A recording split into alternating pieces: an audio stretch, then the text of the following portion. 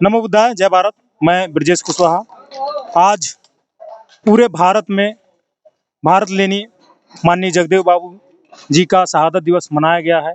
उसी के उपलक्ष्य में आज जनपद कुशीनगर में भी विभिन्न जगहों पे शहादत दिवस का कार्यक्रम हुआ है। लेकिन एक ऐसा कार्यक्रम जो ऐतिहासिक कार्यक्रम सपहा में हुआ है, जो कुशीनगर विधानसभा में पड़ता है, जिसके आयोजक माननीय जयप्रकाश कुशवाहा जी रहे, वो भी हैं। और यहाँ के मुख्य वक्ता जो बुद्धा पीजी कॉलेज के बीएड के हेड माननीय निगम सर भी रहे, जो हमारे साथ मौजूद हैं। हम उनसे जानना चाहेंगे कि आज जो है बाबू जगदेव जी की जीवनी पे ही क्यों पूरा भारत की राजनीति और सामाजिक संगठन दोनों चल रहे हैं, और पूरा राजनीति आज जगदेव बाबू के बताए हुए मार्गों पे ही टिका हुआ है। सर, जो जगदेव बाबू ने बताया कई सालों पहले, उसी पे आधारित आज पूरे भारत की राजनीति या सामाजिक दोनों लोग चल रहे हैं साथों साथ। इसका क्या कारण है सर? पहले तो आज 5 सितंबर को बाबू जगदेव प्रसाद कुशवाहा जी की शहादत दिवस पर उनकी पावन स्मृतियों को मेरा सादर नमन। मैं आपको बता दूं कि जब जब इस देश में और यहाँ के राजनीतिक जीवन में, सामाजिक जीवन में असमानता की बात होगी, शोषित की वंचित के हक की बात होगी, उसके पक्ष में खड़े होने की बात होगी, तो सबसे पहला नाम अगर किसी को लिया जाएगा तो बाबू जगदेव प्रसाद कुशवाहा जी का लिया जाएगा। आप अनुमान करिए कि जिस समय वो संघर्ष कर रहे थे उस समय समाज की स्थिति क्या थी। अगर थोड़ा सा अगर आपको याद हो तो जान लीजिए कि बिहार आज भी और उस समय आज़ादी के आसपास इस देश के सबसे ज़्यादा पिछड़े क्षेत्रों में आता था।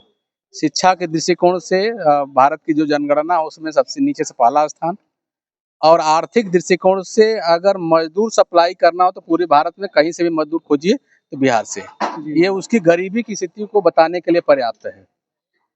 आप कल्पना नहीं कर सकते कि घर तो आधे से अधिक जो वहाँ के निवासी थे उनके घर जो बने हुए थे वो जमींदारों की दी हुई भूमि पर, मतलब उनके पास अस्थायी घर नहीं था। उनको अधिकार की तो बात ही छोड़ दीजिए। जिस छत के नीचे रहते थे वो छत भी जहाँ बनी थी वो उनकी अपनी नहीं थी। इतने लोग आर्थिक रूप से दबे हुए थे। शिक्षा का नामो निशान नहीं था, पीढ़ी दर पीढ़ी अशिक्षित।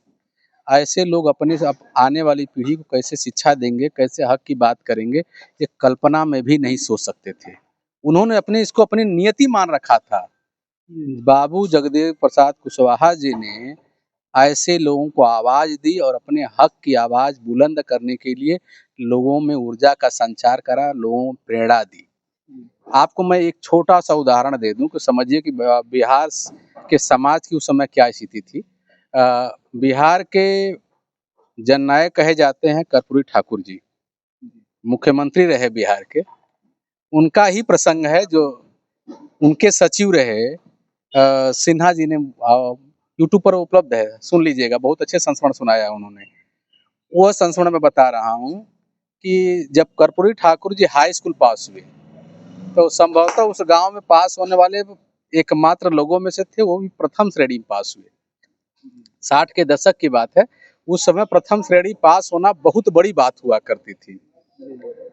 प्रथम श्रेणी पास हुए तो उनके पिताजी, कर्पूरी ठाकुर के पिताजी, जिस जमींदार के यहाँ खेती काम करते, नाई परिवार से थे लेकिन खेती भी करते थे, तो उसके पास अपने बेटे को लेकर गए कि मेरा बेटा, पिता के रूप में बहुत खुश थे कि प्रथम श्रेणी, वो भी जहाँ कोई पढ़ता नहीं है, पास होना मुश्किल, वहाँ उनका बेटा प्रथम श्रेणी पास हुआ। तो उसको पिताजी उनके जमींदार के पास लेकर गए और जमींदार से बड़े खुश होकर उन्होंने बताया कि मेरा बेटा प्रथम श्रेणी में हाई स्कूल पास हुआ है। जानते हैं उस जमींदार की प्रतिक्रिया क्या थी? उसने खाली एक हल्की सी मुस्कान बिखेरी, उसके बाद बोला, आओ कर्पूरी, थोड़ा मेरा पैर दबाओ। आप कल्पना कर सकते हैं उस बच्चे के दिल पर क्या गुजरी होगी, और उसके माध्यम से उस समय समाज में उस पिछड़ी जातियों का, अनुसूचित जातियों के लोगों की स्थिति की आप सहज कल्पना कर सकते हैं। आप अगर समझना चाहें तो कर्पूरी ठाकुर नहीं, भिखारी ठाकुर, जो भारत के शेक्सपियर कहे जाते हैं, उनकी रचनाओं के माध्यम से, उनके गीतों के माध्यम से, उनके नाटकों के माध्यम से उस समय के समाज की कल्पना कर सकते हैं, जहां लोगों को छत नहीं, शिक्षा नहीं, कोई अधिकार नहीं। ऐसे लोगों के लिए लड़ना कोई सामान्य बात नहीं। उनको अपने हक के लिए लड़ना सिखाना एक सामान्य व्यक्ति के बस की बात नहीं हो सकती। ऐसे लोगों के बीच काम करना, ऐसे लोगों को अपने हक के अधिकार के लिए लड़ना, आत्मसम्मान के साथ जीना अगर किसी ने सिखाया है तो बाबू जगदेव प्रसाद कुशवाहा ने सिखाया है। इसीलिए आज जो है ये लोग कृतज्ञतावश उनके प्रति अपना आदर प्रकट करने के लिए उनके शहादत दिवस को इतने सम्मान के साथ, इतने उल्लास के साथ मना रहे हैं और ये निरंतर ये संकल्प ले रहे हैं कि उनके शिक्षाओं को, उनकी प्रेरणाओं को अपने जीवन में उतार करके हम समाज को उस ऊंचाई तक ले जाएंगे जिसको देखने का सपना बाबू जगदेव प्रसाद जी ने संजोया था। सर, बाबू जगदेव प्रसाद जी को आखिर भारत लेनीय क्यों कहा जाता है? लेनिन संभवतः आप लोग अभी परिचित नहीं है। पूरे यूरोप कहें कि आज सही बात बताएं तो आपको रूस, तत्कालीन सोवियत संघ में एक नेता हुए लेनिन, जिन्होंने कार्ल मार्क्स के सिद्धांतों के आधार पर पहली बार सरकार बनाई थी रूस में। लेकिन लेनिन ने उन सिद्धांतों के आधार पर सरकार बनाने के लिए जो संघर्ष किया था रूस में, वो इतिहास में दर्ज हो गया। कई बार उनको उन वंचितों के लिए, शोषितों के लिए, मजदूरों के लिए संघर्ष करते करते अपने प्राण पर बन आई और देश छोड़कर भागना पड़ा था लेनिन को।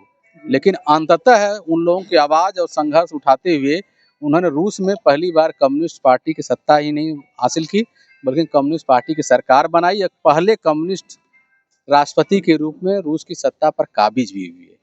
तो जब भी वंचितों की बात आती है, शोषितों की बात आती है, उनके पक्ष में आवाज़ उठाने वालों की बात होती है, मजदूरों की बात आती है, उनके हक के लिए लड़ाई लड़ने वाले की बात आती है, तो दुनिया भर में लेनिन का नाम याद किया जाता है। और वही काम जो रूस में लेनिन ने किया था, भारत में वही काम जगदेव प्रसाद कुशवाहा जी ने किया। इसलिए हम जब भी बात करते हैं कुशवाहा जी को तो भारत का लेनिन कहते हैं।